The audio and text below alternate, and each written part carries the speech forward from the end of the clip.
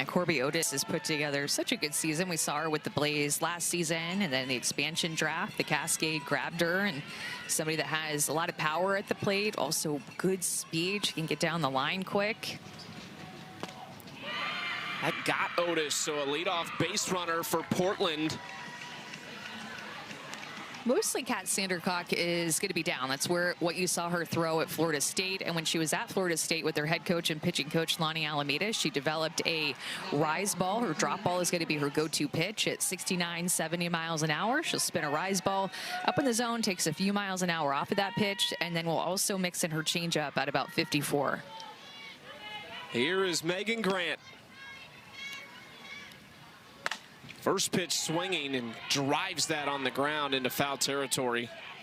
As dangerous as they come. First pro hit went 313 feet. Her second home run of her career went 293 feet. 7 of her 8 professional hits are extra base hits, and 6 of them are homers.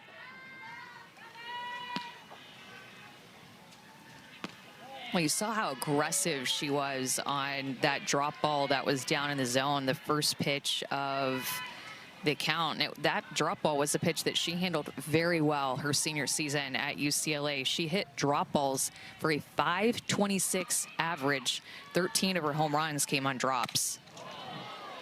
You hear the ooze from the crowd on that swing. Another foul ball from Grant. And that's another drop. And when you go into Megan Grant, you have to go hard in. You cannot miss out over the plate because she will send it over that right field wall. But that last foul ball, strike for Kat Sandercock, and now she finds herself in a pitcher's count.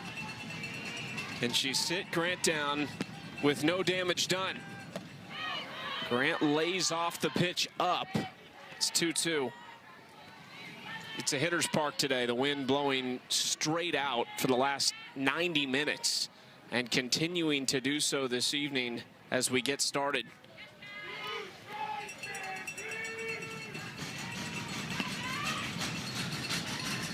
Two-two. We have such a good crowd today, too. It is smoking hot here, and we are a part of the heat dome that's going on in the middle of the country in the East Coast, and it is 96, 97 when we got to the park. It's humid. You know, it feels like triple digits down there on this field, but this crowd has showed up ready to watch the Bandits play. I'm sure they're excited to watch them hit, knowing their last home game, they put up 13 runs. Another 2-2. Grant just got a piece of that. This has been a streaky Portland team. They're trying to do something they have not done all year tonight, and that is respond immediately after a loss. They lost 2 straight to start the season, then they won 5 straight. They lost 2 in a row, then they won 3 in a row. Now here they are trying to make sure this is not another streak, but a quick bounce back in a very important game for 2 teams that are fighting directly with the other one to stay in the top 3 in the standings. Pitch number 7 on the way to Grant. Inside and another foul ball, so we go to pitch number 8. Well, she just doesn't swing and miss a lot. I had pulled this number before the Women's College World Series this year, that in synergy Grant had seen 230 drop balls. She had only swung and missed 1 time at a drop ball. That was going into the Women's College World Series and what was actually documented in synergy, but she sees down very well. Watch that up very well, and now a 9th pitch on the way. I just wondered, pitch number 8 was the magic number last night for Jada Coleman and the Talons on that game-winning grand slam. 3-2. Grant up the middle. What a professional at bat from Megan Grant. She is so good on pitches down. It's exactly the pitch that she wanted to get early in the count, and it's the pitch that she got with 2 strikes. Laid off the rise ball to be able to get the drop ball down in the zone, fouled off a changeup in that at bat. That truly was a professional at bat by the rookie, and 81 miles an hour off the bat. I'm not sure she knew there was a safety bag at first base. She's just never on that base. So she's probably looking down at the orange side of that thinking, what is this? Swing and a miss at the first pitch by Sydney Stewart, another talented rookie who's still trying to get it going in some ways. From an average perspective, Stewart struggling at 207, but she's reached base in all but one game. Has walked 7 times, that's second most on the team, and has been hit by a pitch twice. You can see her chasing this drop ball, exactly what Sandercock wants to see out of her hand. Her going down to chase that pitch low and away. Quickly getting ahead 0-2 on these drop balls outside. I'm sure she'll go there again. Stewart into right field, shallow, and that's going to get down. Grant has to hustle to second to avoid the force out, and it's a dangerous moment here in the first inning for Kat Sandercock and the Bandits. Megan Grant got a really good read on that, much better than Corby Otis. If Corby Otis, look how close Corby gets to second base, but Megan Grant got far off and able to get to second base, so nobody was able, or no out was able to be made by the Bandits, and now the bases are loaded for the Cascade after Sydney Stewart was able to do something with that drop ball that was a little bit elevated. And they're loaded for the very dangerous Mia Davidson. Swings at the first pitch, similar spot, that will fall. This time they do get a force out at second base, but they also get the first run of the game. It's an RBI for Mia Davidson. And those are the ones that are just so frustrating as a pitcher. You think you make a good pitch, and then it just falls. 2 CNI singles by Sydney Stewart, and then Mia Davidson in the exact same spot on the field. This time the Bandits are able to get an out, though.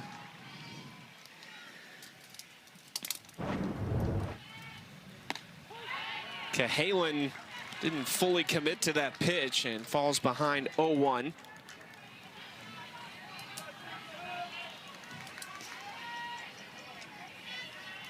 Over the next 10 days, these two teams, including tonight, will play 4 times.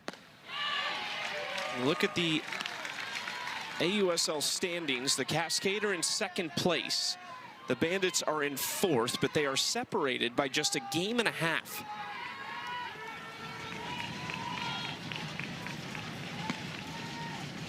Oh-2 outside. It's good to see Kenley Cahalan swinging it better for this Cascade team. They need her. Find themselves in second place, and their strength has been their pitching staff, but they'd love to see some more offense from players like Kenley Cahalan and Tori Vidalis on deck. Cascade will continue a run of playing teams that are chasing them right now. Come Saturday and Sunday, they will head to Oklahoma City for a 2-game set against the Spark, who just snapped a 5-game losing streak last night. Here's Cahalan in the 2-2 count. 5-game hit streak. Swings through it. Big out number 2 for Kat Sandercock. It's a well-placed rise ball in the outside corner. It's not too high like it was to Megan Grant, well out of the zone, but it is a low rise ball through the zone that gets Kenley Cahalan to chase that pitch. Next to drop ball and rise ball well, and that it back to Cahalan with the runner at third base and less than 2 outs. This might end up feeling like a win if the Bandits only allow the 1 run in this inning after the bases were loaded with nobody away. You can see these chases that Sandercock is getting on her drop ball away from these righties, like that first pitch to Tori Vidalis, well out of the zone, but it shows you the movement on that pitch, 10 inches of vertical breakdown. That is a nasty pitch from Sandercock.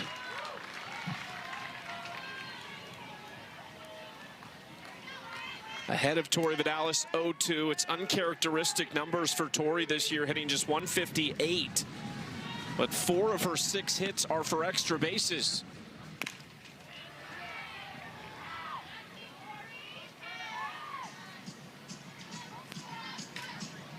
And still has low strikeout numbers. Tori Vidalis is not a hitter that strikes out a lot.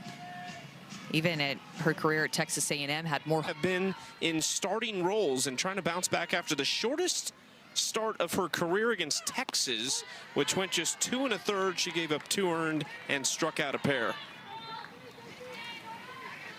She's had a really good start to her rookie season. She's definitely going to get tested by this offense today.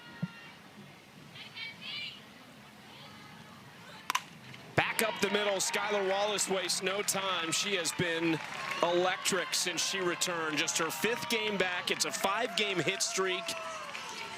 7 hits total and 7 runs scored. Rise ball is going to be the most used pitch by Kenzie Brown. She likes to stay more up in the zone with her rise. That cutter that she'll throw is like a 2-seam fastball. It also will move up a little bit, but it's her drop ball, changeup, and the off-speed pitch down in the zone that complement what she can do up in the zone. She came in to Arizona State as an up ball pitcher, and in her career there, especially her junior and senior year, developed her stuff down that just ended up making her first-team All-American at Arizona State and one of the best pitchers in the country. Popped up off the bat of Williams, and that is a gift right there. Sammy Williams on a 6-game hit streak, hitting over .530 on the season, pops out on the first pitch from Brown. Now batting number 31, Mac Barbara. I feel like this song for Mac Barbara is just so fitting for her walk-up song. Return of the Mac. I mean, it's just a 90s classic. Her name is Mac. That just fits her perfectly, of course. Wallace runs. There was one thing I think we were certain of when Shonda Stanton was hired to be the Chicago Bandits head coach. We talked all about how aggressive she is, but of all the people on this roster, Skylar Wallace fits that mold so well. Yeah, and she just has top speed. She gets going so fast. Her first couple of steps, it feels like she's already at her peak speed. Such a good base stealer, and Shonda Stanton is her kind of coach because she will have these runners go. And I think, too, we're talking about this before the game, I think that the Bandits are really going to try to run on Mia Davidson, or if Sydney Stewart, the rookie, is back behind the plate. I just think that they're really going to push them to prove that they can throw them out. It's like Shonda Stanton got all of her powers back over the last week. Mac Barbara is hit, and she will take first with just 1 out. The Bandits last year finished 2nd in the regular season and lost the AUSL championship to the Utah Talons. Part of what made them so great is they were basically all together from the start. They weren't really missing anybody. This year, they were tied for the most players missing on their opening day rosters. And the biggest ones were Kilfoyle, Sandercock, Wallace, and Emily Kennedy. All of those players now back. Dealing with a couple other injuries currently, which is part of the reason Mac Barbara is here right now, but she's been excellent. Hoping she's okay after that hit by pitch there. You know, it's so painful in that area, getting hit by your hands, wrist, forearm by a 70-mile-an-hour pitch from Kenzie Brown, who throws with very good velocity up in the zone. See the grimace, even as they checked on her after they left for Mac Barbara, so we'll keep an eye on that one. First and second, 1 out for Morgan Zirkle.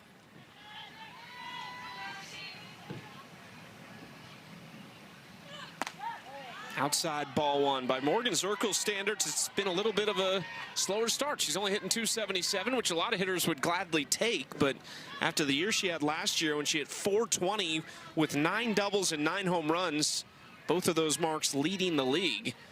She's looking to find that power again. Kind of a wild swing here for strike 1. It's a changeup. She has a little bit of a smile like, okay, I see that changeup that everybody's talking about now out of the hand of Kenzie Brown. It has been such an effective pitch for her in this league.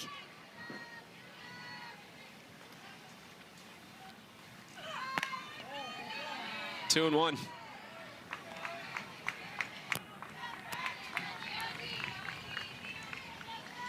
Kenzie Brown, mentality-wise, not that you want to change anything, but this is probably one of the best lineups she's ever faced in her life. How do you approach it when you know the next batter is probably just as dangerous as the last one? I think just trusting your stuff and working off the edges like she's trying to do here.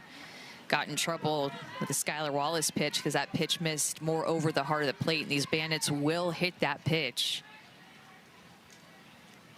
And there's such a big difference, too, but with her lefty-righty splits, lefties hitting significantly better. There's a lot of lefties in this Bandits lineup, which, again, is what Shonda Stanton wants.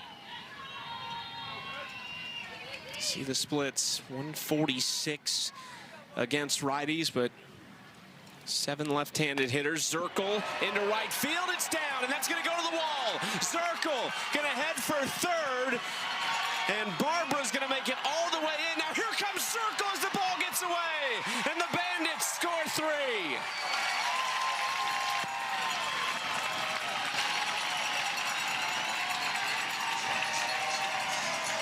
And the hometown crowd loves it.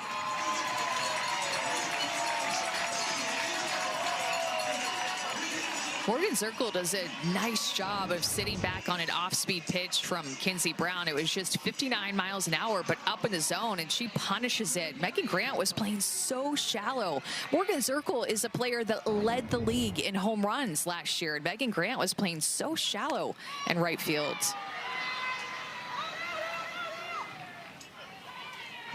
A good hustle by Morgan Zirkle, who has a ton of speed. And again, Shauna Stanton, this Bandits team, they are so athletic, always looking to take extra 60 feet. So she sees that get past Grant, is thinking triple. Then Shauna Stanton recognizes it for her that the ball gets away and makes a decision for her. She reads it and gets in.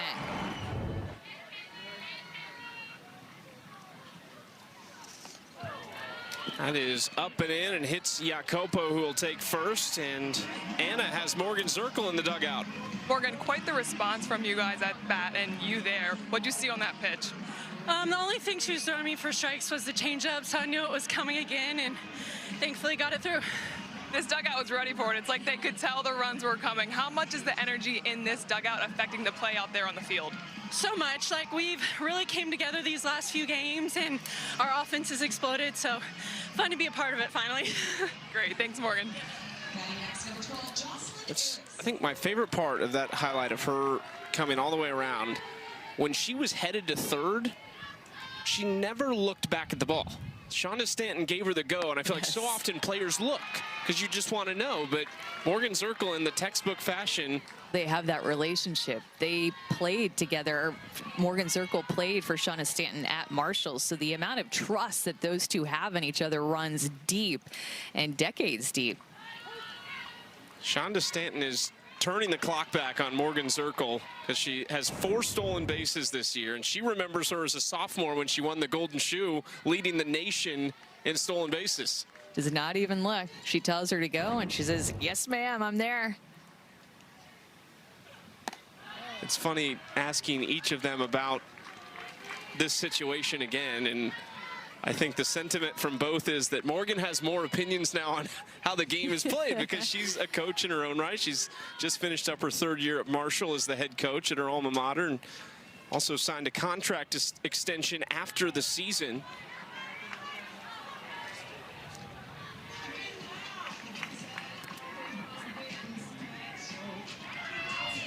They're giving Mary Jacopo a hard time because she could not commit to going when that ball got away from Mia Davidson behind the plate. That is inside, and ooh, Erickson limping a little bit down the first baseline. It's the 3rd hit batter in this first inning for Kinsey Brown. Well, Cascade pitchers, their starters are having trouble going deep into games. I think that this is 3 games in a row where their starter has struggled. In fact, the last time Kinsey Brown pitched was against the Volts. That was on June 27th, and she only lasted 2 1/3 innings. Kelly Maxwell got pulled early in her start against the Volts, and then Sam Landry got hit hard in game 1 of this series a couple of days ago. You feel the pressure as a pitcher when the offense is struggling that I have to come out and probably allow 3 or fewer for us to have an opportunity? Yeah, you can feel that way a little bit, but they were feeling, I mean, this Cascade offense wasn't really producing even 2 weeks ago when this Cascade pitching staff was mowing down hitters left and right. But there's just been a little bit of a shift with their starting pitchers for some reason. And maybe, hitting is contagious. Maybe tough starts is contagious with the pitching staff. Quick visit with Kinsey Brown, who's hit 3 batters in the inning. She'd only hit 1 entering this game in 20 1/3 innings pitched. She has a strikeout ratio of more than 1 per inning. She could use some of that right here. 1st and 2nd again, just the 1 out. You know, really is her free passes that I feel like have hurt her too, because coming into this game, opponents only hitting 200 against Kenzie Brown. She'd only had 1 hit by pitch coming into this game, and she has 2 in this inning.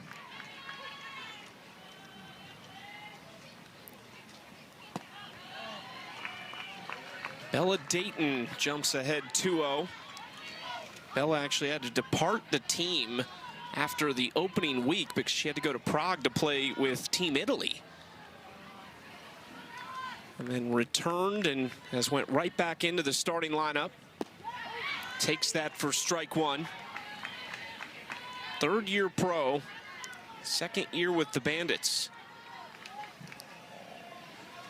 Had 3 hits in game 1 of this 2-game set with the Cascade. Almost half of her season total, which sits at 7. Pops this up. A much needed one for Brown. 2 outs.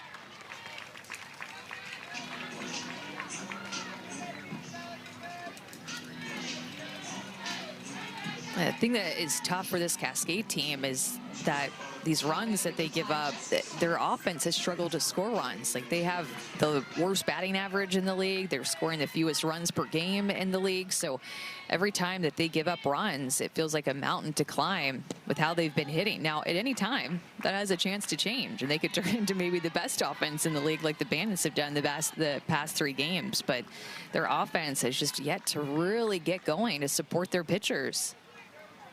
It's been one of our conversations off air so often is the lineup looks good. On paper, this is a lineup that should be able to produce some big numbers. Cahalan, Vidalis, Stewart, Otis, Megan Grant, Mia Davidson.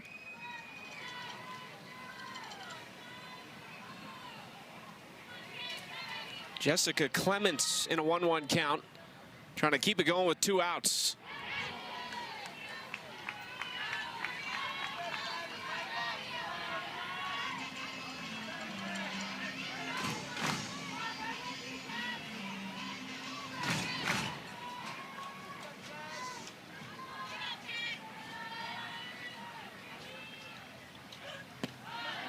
Two and 2.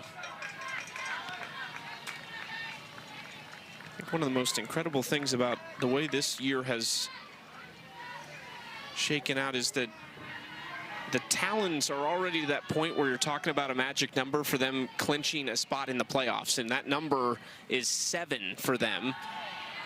So whether that comes in the form of wins for them or losses for others, they are closing in on one of those top 3 spots, and very likely looks like they will be the top team, barring someone stepping up and doing what no one really has done and beating them consistently, taking 2 or 3 from them.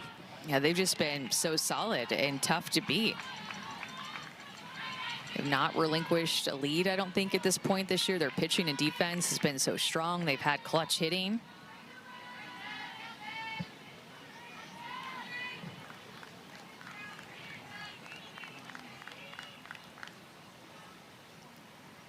Swing and a miss. Brown strands up. Anna Camden said, why broccoli? And I think the question is, what else would you pot? It has the durability of the vegetables to be in the heat and to be wielded in the manner that he is using it. He's from up in the Pacific Northwest as well, so I would imagine he's a Cascade fan. Ground ball through the right side.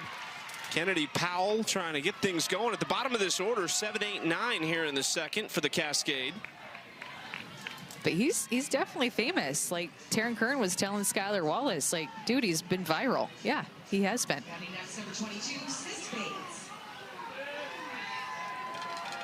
Skylar Wallace mic'd up tonight. We will talk to Skylar in the 3rd inning of this game.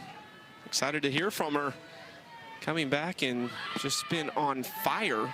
We actually saw her in center field when she got back. Erin Koffel was the shortstop for Chicago. So Skylar, being the exceptional athlete that she is, moved out to center field.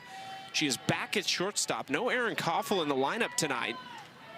She returned in game 1 of this series after missing their 2nd game at Oklahoma City, but is not in the starting lineup tonight. So something to keep an eye on if you are a Bandits fan or an AUSL fan, because it could have a big impact on this race.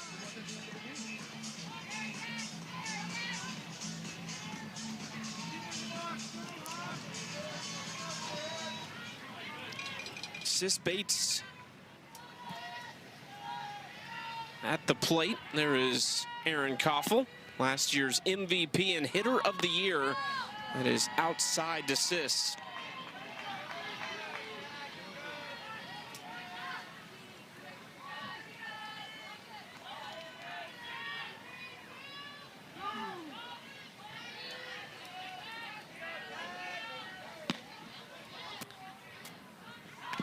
Sis slapping at this pitch and just got a piece of it. 2-2 count.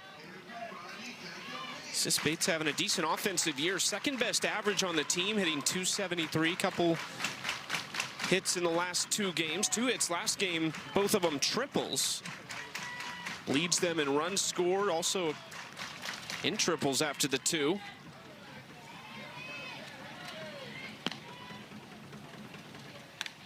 Another foul ball.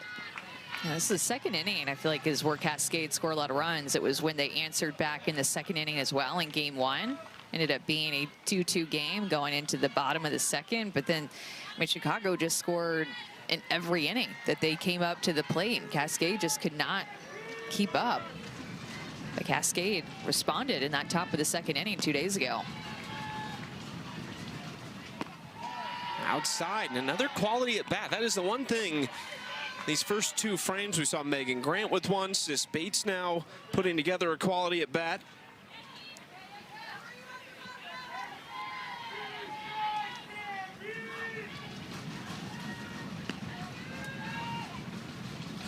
(3-2) Bates just foul.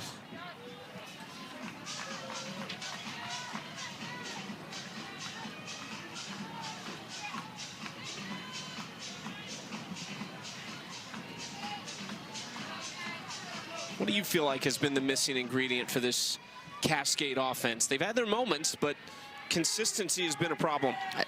That just seems like they've scored runs in spurts. Bates pops it up, shallow center field. Agbayani goes back to make the catch. And there is one out. Let's go down to Anna Camden. Well, Skylar Wallace has been a huge part of this Bandits team recent success, and even though she's only been back on the Bandits roster, returning from Japan for a couple of weeks, she and rookie Jocelyn Erickson already have a really impactful bond, and that's because they played together at Florida. And not only that, they both won SEC Player of the Year, Skylar in 2023, Jocelyn in 2024, and Skylar said that she's been someone that Jocelyn can lean on. She said she knows the way her brain works, knows how to talk her through everything, and the hardships that inevitably come with the game. And both the rookie and the vet seem to be hitting their stride here with the Bandits.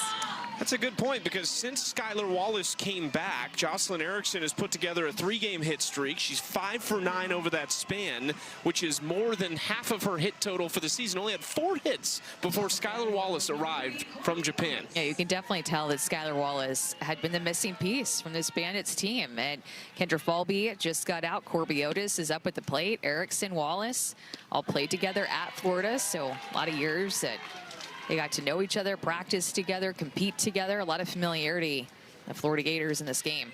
Florida well represented.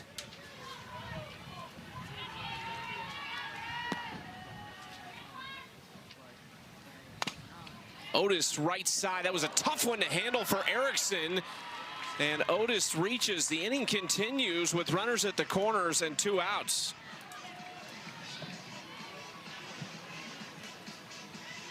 That ball had really weird spin to it, I think, and it's a turf infield, so it takes this big hop, kind of catches Jocelyn Erickson in between. And this really makes sense. They're going to go ahead and intentionally walk Megan Grant. So in the AUSL, you can just go ahead and put her on first base. You don't have to execute the pitches, but a smart move to walk the bases loaded. Now Sydney Stewart has to step up here and make them pay and have the answer to be the one to hit behind Megan Grant.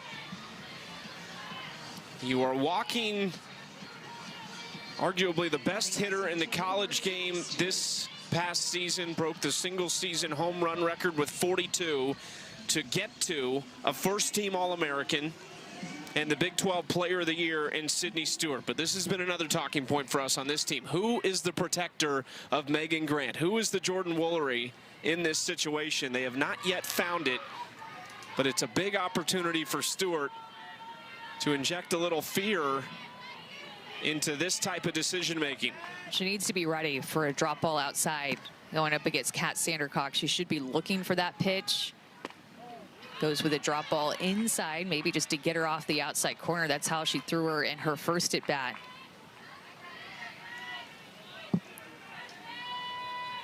Sydney Stewart has just been waiting for her big rookie moment. She has been robbed twice, once of a home run by Jada Coleman, another of extra bases by Maya Brady. And jumps ahead 2-0.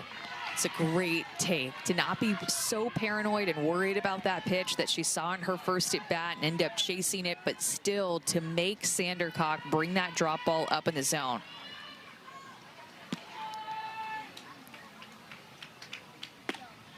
Another similar take, and now way ahead in the count, 3-0.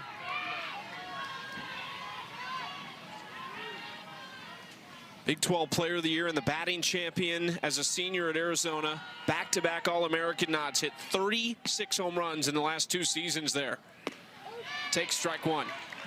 It's a good pitch to hit, but on a 3-0 count, you're going to go ahead and just full out take that one, but that was right down the heart of the plate. It's early, but this could be a defining moment in this game tonight.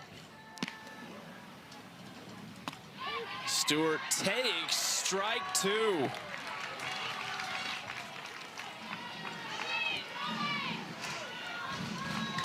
Now could she bounce back after taking one that she thought was ball 4? 3-2, 2 outs, bases loaded. Stewart fights it off. Going heavy drop in this at bat to Stewart. Will continue to do so likely in this full count.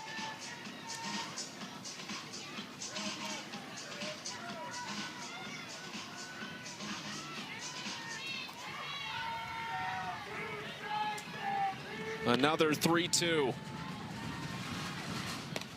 And she takes. Sydney Stewart will take it.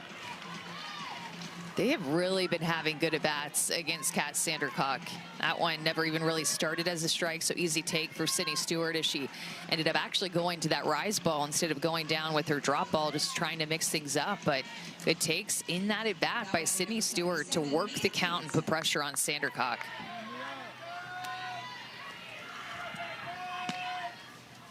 Mia Davidson having some big opportunities in her first 2 at-bats of the night.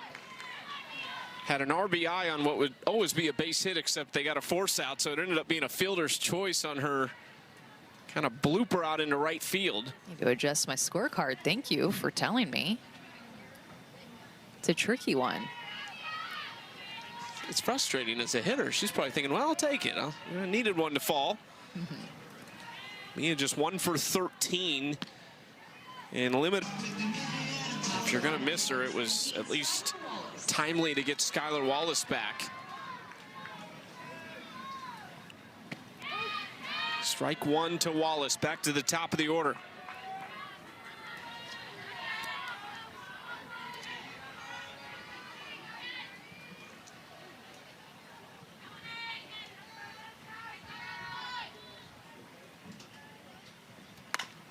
And Wallace through the right side. A 2-hit night for Skylar Wallace. She has a 15-game hit streak going back to early July of last season. Well, Sammy Williams, the day that she had the other day at the plate against the Cascade, was 7 RBI worthy. And it was in her first at bat against Sam Landry that she struck out on a drop ball. And then after that, she just was able to attack the outside part of the plate.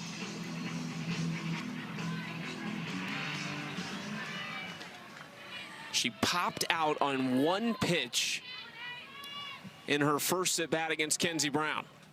Swinging first pitch, and it's a line shot up the middle. She's seen 2 pitches on the night, And that time it works out. Well, it's all about adjustment. She got jammed in her first at bat tonight and was able to make the most of that to not get jammed here. It's the same thing that she did in the first game against the Cascade. They worked her on the outside corner. She struck out in her first at bat. So then they tried to work her there again in her next 2 at bats. Then she turned that into a double and then a grand slam off of Gottschall on the outside corner. They thought they could have success there, but Sammy Williams said not so fast. 7 RBIs in her last 2 at bats. Williams retired as they get the force out at second for the second of the inning. Notable that Mac Barbara has stayed in this game at the DP spot. She was the one that just hit that ball, so she is over at first base with runners at the corners. Shonda Stanton's walking out toward Alex Leap. Our first base umpire might want to have a conversation about the play at second.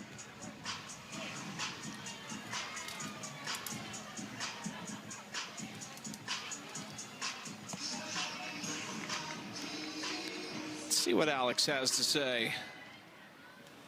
The Bandits are challenging the play at second base. The call on the field is out. The play is under further review.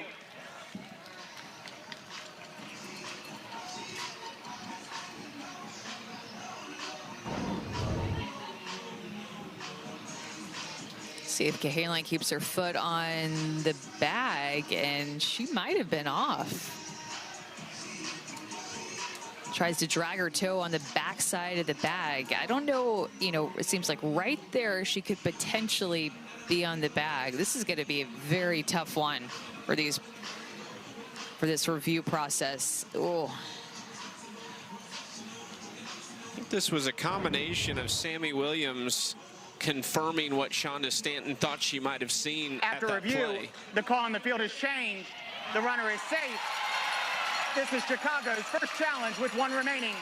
Well, these are the types of mistakes against the Bandits offense you just can't make when they are hitting the ball like this. Every out that you can possibly take, you have to get. And it's what got the Cascade into trouble when they gave up 13 runs 2 nights ago, is that they're playing a little bit on their heels. They gave up some hits and some runs that they shouldn't have, and then they just could not dig themselves out of the hole that they found themselves in, down by so many runs.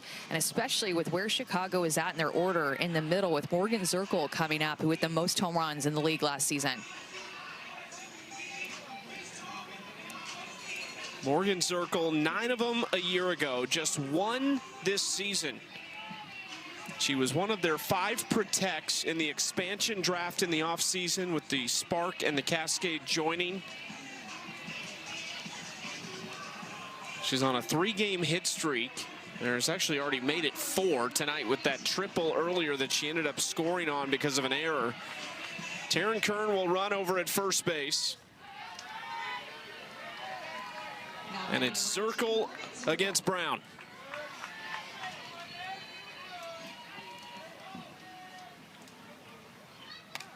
Fouls it straight back.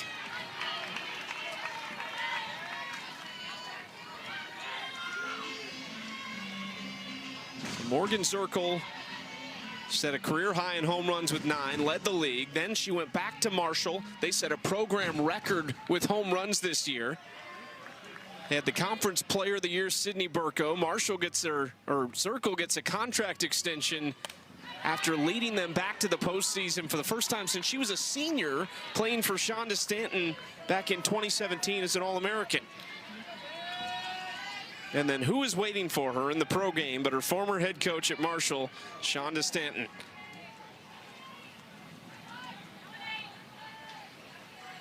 Behind in the count, 0-2.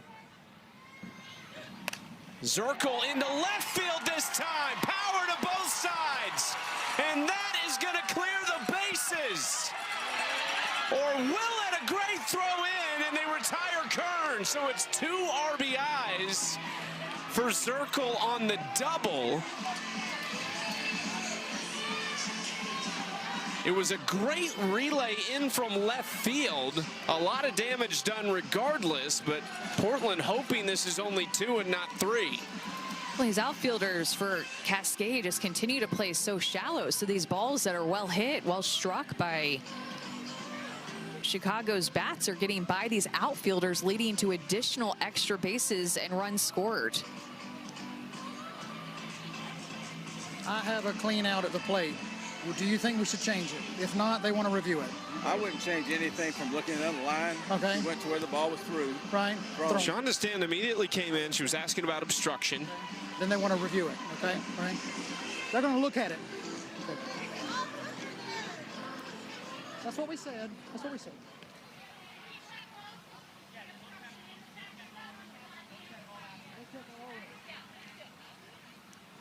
Chicago is challenging the play at home plate. The call on the field is out with no obstruction. That play is under further review. You know, it's a tricky play with where the ball is coming in from and the angle of the throw from Kinley Cahalan, because she's right down the line. So the throw is going to take Mia Davidson into the base path with where that throw is coming from. But what I think that Mia Davidson does a good job of doing is almost straddling the plate to leave access to home plate before she has possession of the ball. I don't think that this is obstruction. I think Mia Davidson did as well as you possibly could do to avoid it. After review, the call at home plate is confirmed. The runner is out with no obstruction. The catcher went in the trajectory of the throw. This is Chicago's second and final challenge. That is an excellent explanation from first. Just missing down and in. This was a big pickup for the Cascade in the expansion draft. And it was a tough decision, I'm sure, for Dana Sorensen to not protect Carly Hoover. That was her first pick 2 years ago in the inaugural draft, second overall. But Hoover only threw 2/3 of an inning last year and then missed the rest of the season. So she was available in the expansion draft, which she went 3rd overall to Portland, right behind Sam Landry. This is what she did in Japan so far this year, 14-2. She is a workhorse over there, just like that she could be in this league. Well, and just to stress, it's a big deal for players to go and play in the JDL. It's quite an honor. It's a very highly respected professional league that everybody has tried to work to model. It's been sustainable for many years. Many of the great players that are from the United States have gone over to play in Japan, and that continues to happen. It's been happening for decades. Hoover is an imposing presence in the circle, stands at 6'2" tall. And we strike one. Skylar, welcome back. Thank you. How y'all feeling up there? We're feeling great now that you're back from Japan. Yeah, I'm excited to be back. How did you keep up with the Bandits when you were over there finishing that part of your season? Honestly, it was hard. See you! It was hard just because of the time difference, and then when, you know, they're playing games, I'm at practice or I'm just getting my day started, kind of doing my routine. But I would see things on Instagram. Obviously, my teammates, I'm checking in with them every so often, doing the best I can. But the biggest thing was just knowing that they were working hard and preparing the way that they should, and then I was doing the same thing so that when I came back, I was hopping in and we're grooving. See you! Skylar, what did you feel like maybe has been the missing piece since you got back, or maybe what you heard about before? Like, why is everything clicked now? Hey, I can't answer that. I just think a lot of us came in, and with our experience and our knowledge. See you! Yes! Atta girl, Kat! Atta girl! Just with our experience and our knowledge, I think our composure too. Like I think like you guys said earlier, like JD is such a respected league. They do things, it's the same game, but they do things differently, and they just go about it in such a respectful way. And I think bringing that over here and being like, hey, like, the zone's going to be the zone. You have to attack strikes, get pitches that you can hit, and then just really embrace. Atta girl, Sammy, really embrace one another. So I think that was the biggest thing that we brought over here, and everyone's just kind of fallen into their place, having that composure and having a lot of fun. Well, one of the things we talk about is just the emotional leader that you are for this team. We saw it develop really early last year. Why has that been something that you've gravitated toward and has been an important part of your game? I love investing into people. I love learning about people. I love seeing what makes them click, how their mind works in their process. Obviously, I want to be super successful myself, but at the end of the day, I can't do it by myself. So bringing everyone along with me and having fun, because we get to do this as our job. I get to train and work out and have fun and play softball for a living, and it pays my bills, and I'm very lucky for that. So obviously, when I'm here, I want to enjoy that piece and just really embrace this opportunity, really embrace our culture, embrace everyone on my staff, and just get after it. 0-2 count here to Kennedy Powell, trying to make it a 1-2-3 inning. I'm gonna let this pitch go and then see if we can get one more question with you. And they're right back at it at the top of the league as Carly Hoover gets set for her first full inning of work. Will face Jocelyn Erickson, Bella Dayton, and Jessica Clements.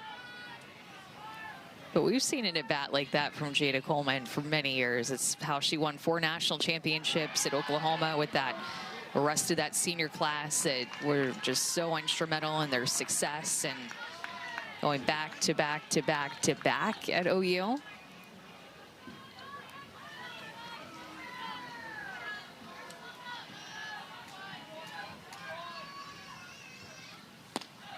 Erickson takes ball 4.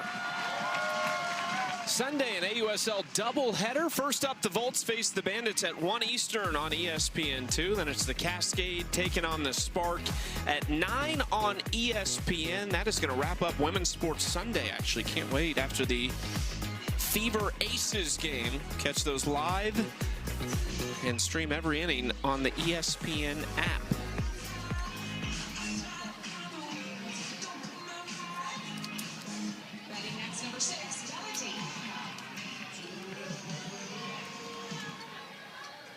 Now Bella Dayton after the leadoff walk. Ground ball left side, chance for 2. Kaylin quickly to Sis Bates. I said chance for 2 with Bella Dayton at the plate. That was never going to happen. She's on with the fielder's choice. Out number 1 for Carly Hoover. It's another one who's really fun to see back in the States, just making her 2nd appearance. She has a big fan base in the crowd tonight. A lot of Hoover shirts and jerseys sitting up there. That one right there is mom, Jolene, who is the former longtime Clemson volleyball head coach, winningest head coach in that program's history, spent 22 years there from 1993 to 2015. Heard a lot about her over the years, from Carly being at LSU to then coming and playing pro. Good to see it put a face to a name, and you always read it about her and Carly's bio at every level that she's been at. Carly was the 3-time South Carolina Gatorade Player of the Year for softball in high school. She was a 3-time All-State volleyball player in high school as well. So mom did rub off on her a little bit in the sense that Carly was probably a pretty wicked outside hitter back in her day. She's so tall.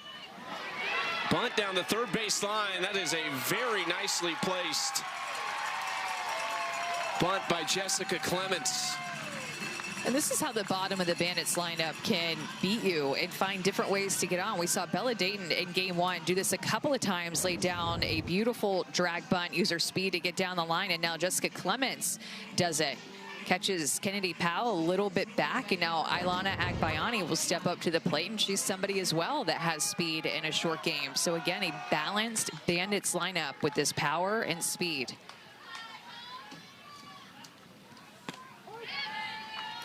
Strike 1 to Carly Hoover. This is Ilana Agbayani. She's got plenty of speed, but has also showed off the pop lately. Last 3 games, 4 for 8 at the plate, a double, a home run, and has driven in 3. 0 for 1 tonight. Goes left side. Cahalan comes out. That's a great pick at shortstop. 2 outs. It's a great pick, and you could just tell that she attacked it from the minute that it hit the bat, knowing that it's a must-have out. Bandits just continue to put the ball in play and put pressure against this Cascade defense. Gets the short hop on the backhand. Clement slows up to allow her to make that play. As a base runner, you have to do that. And then kind of an unorthodox toss that she had to make to third base that she made look easy, and it's not. Swing and a miss by Skylar Wallace. Well, these two have likely seen each other plenty in the JDL. Wallace 2 for 2 with a pair of singles. First time facing Hoover tonight. Rips this, and it's just beyond the glove of Sis Bates. 1 run scores, and Agbayani pulls up at third. 3-hit night for Skylar Wallace. She's come up in every inning. Continue to get multiple base runners on, and Skylar Wallace continues to put good barrel on these pitches, goes down and gets this changeup. Stays on it long enough, and it just sneaks past Sis Bates at second base. She got a glove on it, took a little bit of speed off of it, but can't get to that in the air, and Bandits continue to score. This is now 8 innings in a row, or 7 innings in a row that the Bandits have scored against the Cascade. Skylar Wallace has 9 hits in 4.5 games.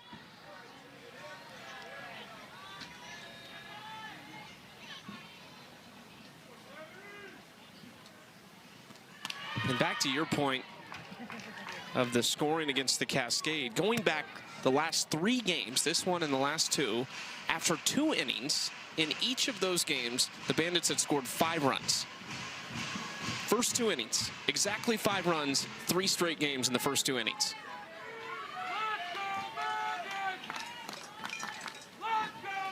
And of course, they didn't stop there. This is lifted to left center field, carrying and gone. It's the best hitter in the league, Sammy Williams, with another one.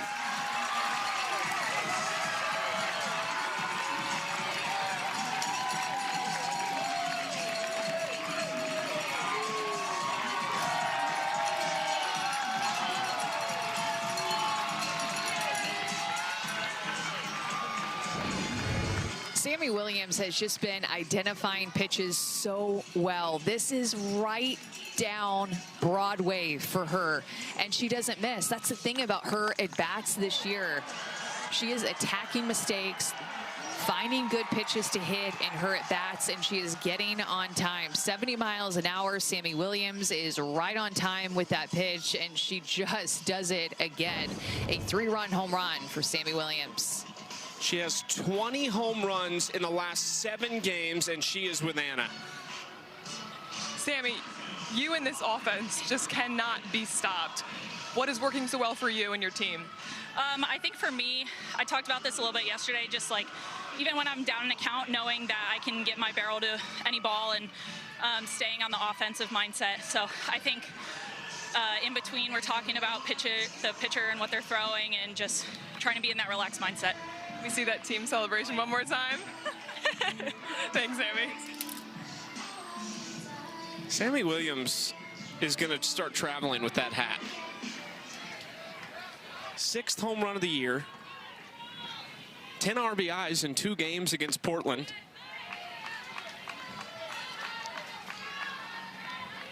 "26 RBIs on the season. She's 2 shy of last year's leader for the full year. Wow. Which was Erin Koffel at 28. She was definitely a pick, too, when the Bandits picked her up that I think flew under the radar. I don't think, this is a no offense to Sammy Williams, I just don't think anybody in the Bandits organization expected this type of production from her. You could have any name, be from any school, and the start that Sammy Williams has had to this season has just been unbelievable, and nobody would expect it from anybody in this league with these pitchers that she's doing it against. Just our 2nd season for the AUSL. It was the inaugural season last season, but there has never been a span where a team has hit the way that the Bandits have hit in these last 4 games. I mean, it is just completely next level stuff. They just can't get out.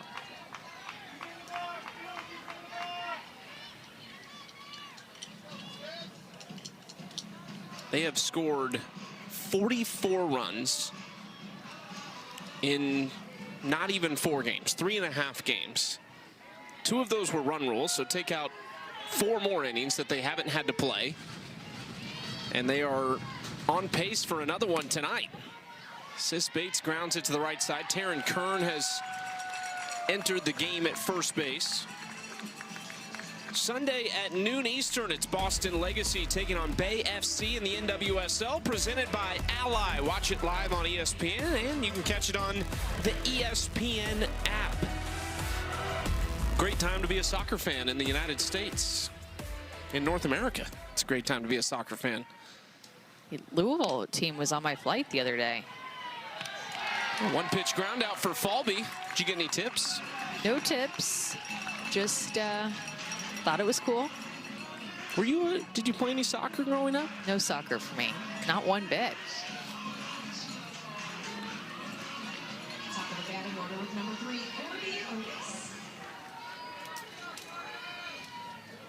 Top of the order, Corby Otis with 2 outs. Kat Sandercock trying to make quick work. Chicago across their chest or any branding for the city, but all the fans knew this team would end up right back here in Rosemont. And so, in a way, Chicago had their home field advantage even last year. So much history has happened on this field, and it's great to see the home crowd getting behind this Bandits team, because their first couple of home series, Bandits didn't look all that great. There have been so many momentum swings and ebbs and flows in this season already for every team in the league. So Bandits, when they were playing here before, they did not look anything like this, but these crowds have to be so happy with how they have performed the last 2 games. Another foul ball off the bat of Zirkle in this full count. Well, you remember their home opener. They lost the first 4 of the season, got swept in Utah, came home and lost to Oklahoma City in rapid fire fashion. I mean, that game felt like it lasted an hour. It was an hour and 27. It, at the time, was the fastest in AUSL history, and it kind of sucked the life out of this place on opening day. But since then, they have won 7 of 10 games. Well, thinking about just Morgan Zirkle's 2 at-bats, 2 doubles. One was on an inside pitch that she pulled hard down the right field line. Then in her next at-bat, which was the very next inning, gets an outside pitch and uses every inch of the left field line. So these hitters are spraying the ball all over the ballpark.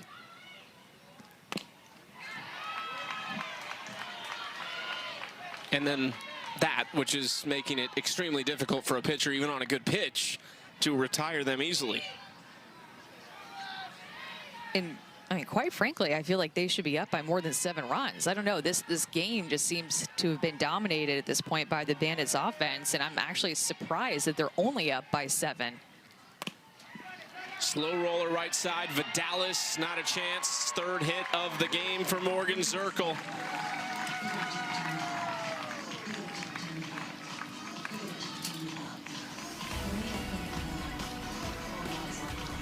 ESPN's live coverage of the championships. Wimbledon continues Friday morning at 6 a.m. Eastern. All those matches and courts will stream live on the ESPN app each day.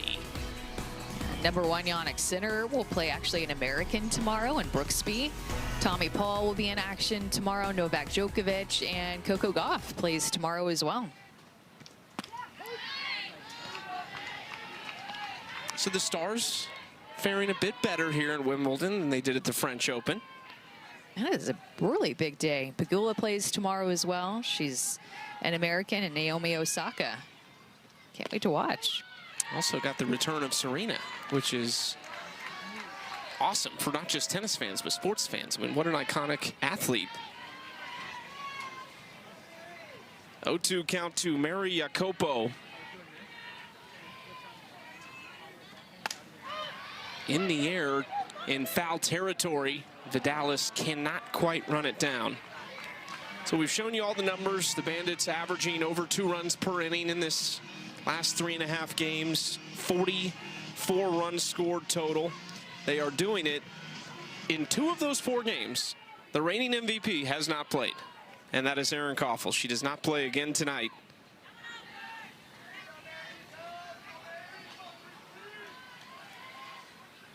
She is stressed out, which seems like a good sign. We saw her against the Spark this past weekend where she was not in her uniform.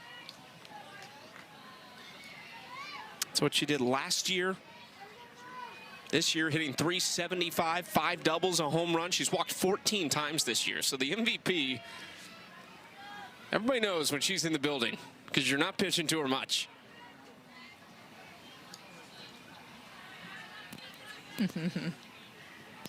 Looks like we're having some issues with Carly Hoover in the circle. Not sure.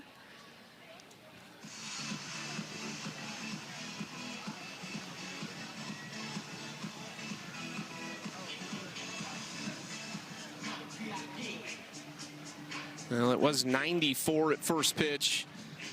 Still right around 90 degrees. You're just outside the Windy City.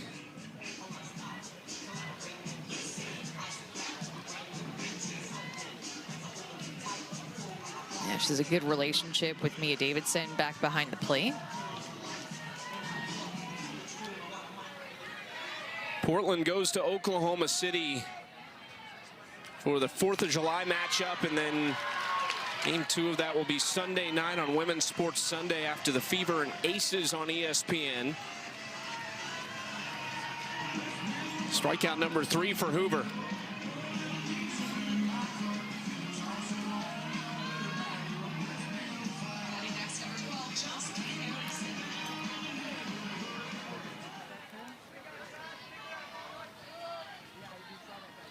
Here's Jocelyn Erickson. Takes the first pitch away for ball 1. The Bandits have scored in 7 innings in a row against the Cascades, so they only hit 4 innings because of the 5-inning run rule in game 1, and they have scored in 3 innings so far today. So Cascade just have not been able to put up zeros against them.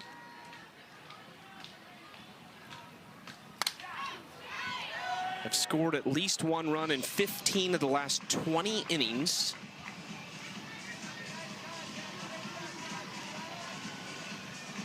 Hoover trying to lessen that percentage here in the bottom of the 4th. Bella Dayton up next. 3 different players in the top 4 in the order with multi-hit games. Tell me you're having fun without telling me that you're having fun. Erickson, shallow center. Falby calls off Sis Bates.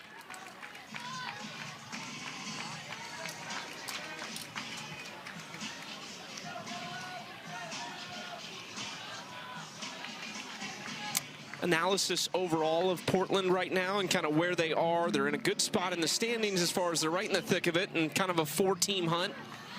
Yeah. But based on what you've seen these last couple games. I don't love the runners that they're leaving on base. And it's just been tough for their starting pitchers. I mean, that's what sticks out the most to me. That is what had made them so successful early on, was that their starting pitchers had gone deep into games. But these last 3 or so outings, their pitchers have come out either in the 2nd inning or after the 2nd inning. Sam Landry had a tough start in game 1 of this series. Haley Maxwell lasted 2 innings in her start against the Volts.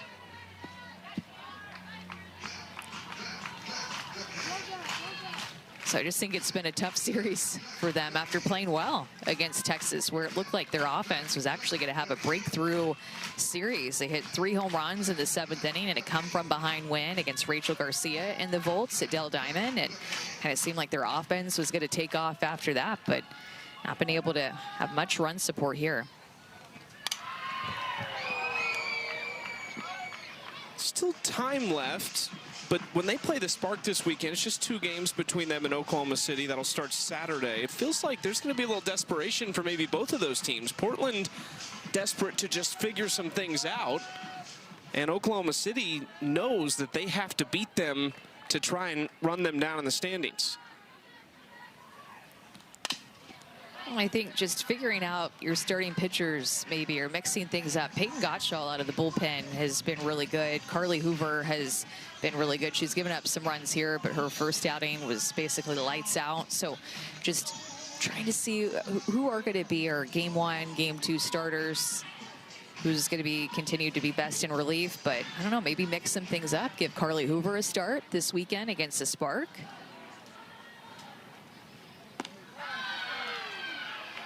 It'll be interesting, too, on the Spark side of things, who they'll start. We've kind of been looking at the Jalen Ford situation, hoping that she might get a nod this weekend. She's looked good, the lefty out of James Madison, longtime pro.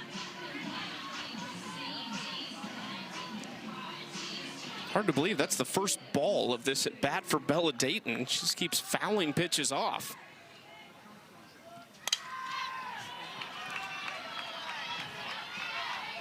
Case in point. 5 foul balls for Bella Dayton off Carly Hoover.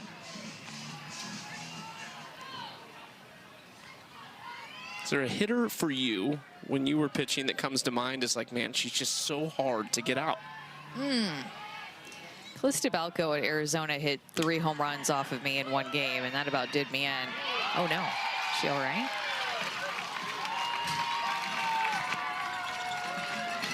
Hoover hobbling a little bit after trying to make that play. And now 1st and 3rd after the low throw. It just seems like Carly Hoover has been laboring in this inning. Just her body language has looked different. Her facial expressions, like, just been a challenge for her to get through these hitters. So she ends up slipping on the turf.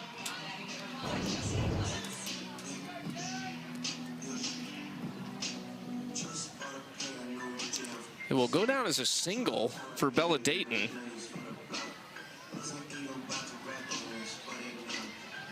Hoover walking off, I think. Maybe asked for a cup of water.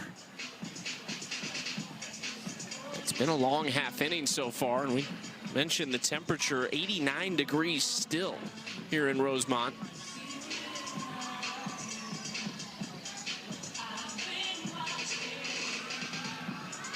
It's not the winning run yet, but it would be a potential run roll situation if they can get Zirkle in from 3rd base.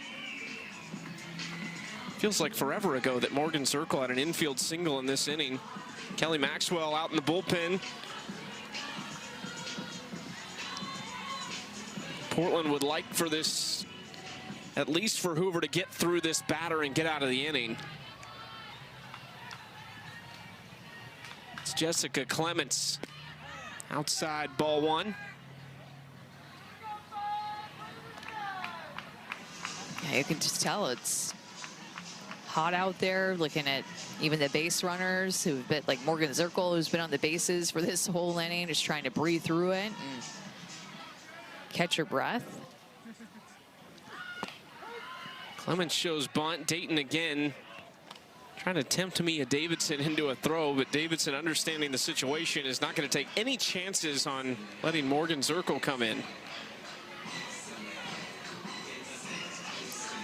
Yeah, Dayton just playing games over there at first base in this 1st and 3rd situation, trying to lure a throw.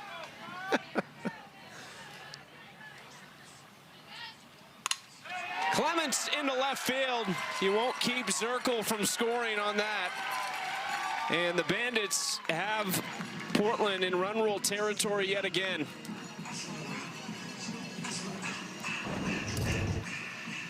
Just off the end of the bat and just finds a hole, pokes it. That pitch is about 2 balls off the plate, but Clements able just to poke it out to left field.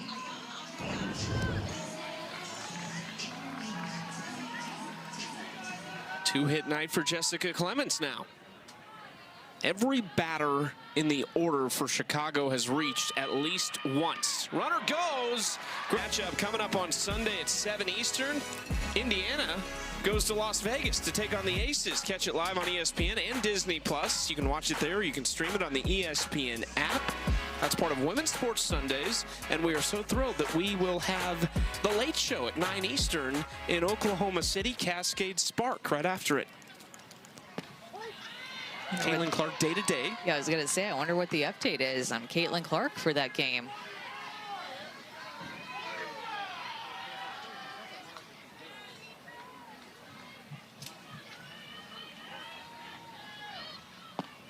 Ooh, nice pitch from Kat Sandercock. We haven't talked about Kat at all tonight, but she's put together a great performance in the circle.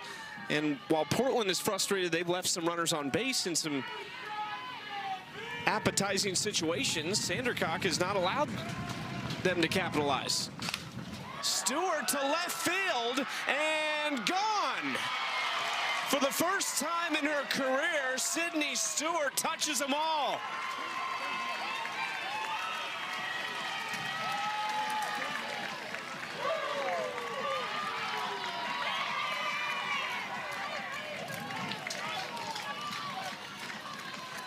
just sounded different coming off the bat of Sydney Stewart. This time she put it well out of the reach of any outfielders. They could not rob her like in a couple of previous at-bats this season.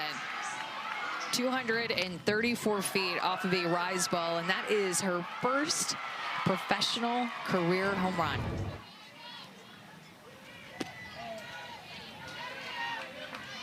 Her season average tonight has risen to 258. She has 2 hits. She also has an RBI walk with the bases loaded. Her on-base percentage is skyrocketed over 400 tonight. But I'm sure, like you said, that one had to feel good for the first time in her career. And Anna is with Sydney in the dugout. You just threw your team a lifeline when they desperately needed it. Take us through that at bat. I think just knowing the situation and just trying to keep my team in it, you know, chip away one at a time and, you know, pass the bat. That was our mentality for this inning. Yeah. Well, you guys are still in it. Keep working. Thank you. Thank you. Popped up by Davidson, 2 outs. Nice bounce back by Sandercock. Yeah, she had retired 8 in a row before that. Talked about how she had been cruising and doing her thing, couple of 3-up, 3-down innings, and a quick out to Megan Grant, of all people, to start this inning. And then Sydney Stewart answers with that home run to give this Cascade team a little life.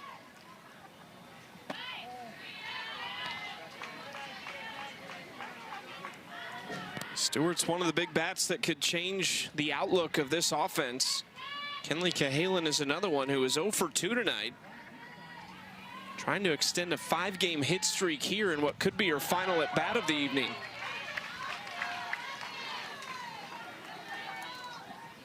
I misspoke earlier. She did not play with Skylar Wallace at Florida. They missed each other by a year there. They also missed each other by a year at Alabama. The call at first base, the call on the field is safe. That play is under further review. Right, why not? Yeah, why not?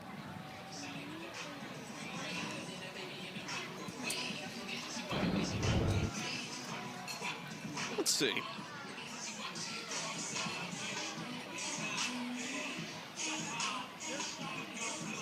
Yeah, safe.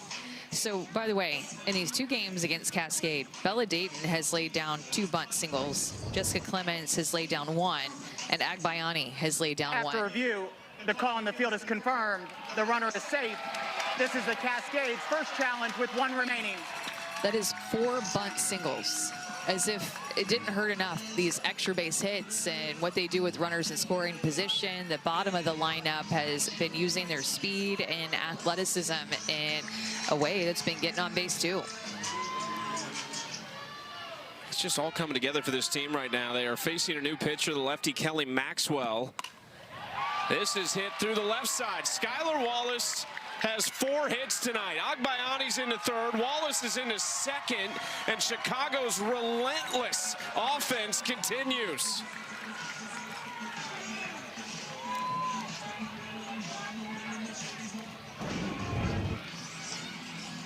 .75 miles an hour off the bat. She just handles an up pitch so well. Short swing, right to the ball, expecting something up in the zone from Kelly Maxwell. And this Bandits offense is relentless.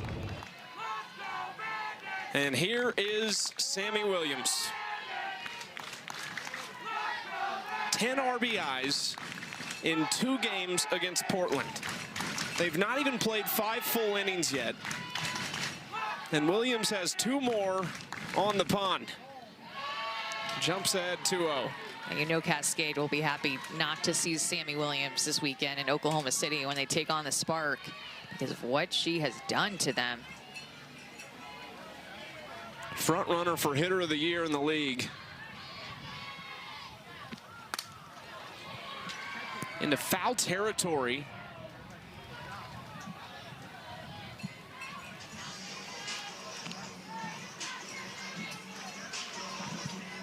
How do you get her out right now? She's hitting almost .550. She's got 26 RBIs, 2 off of last year's total for the leader in the league.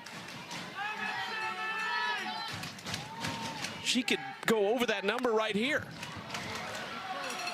Into right field. Grant has to bring it home.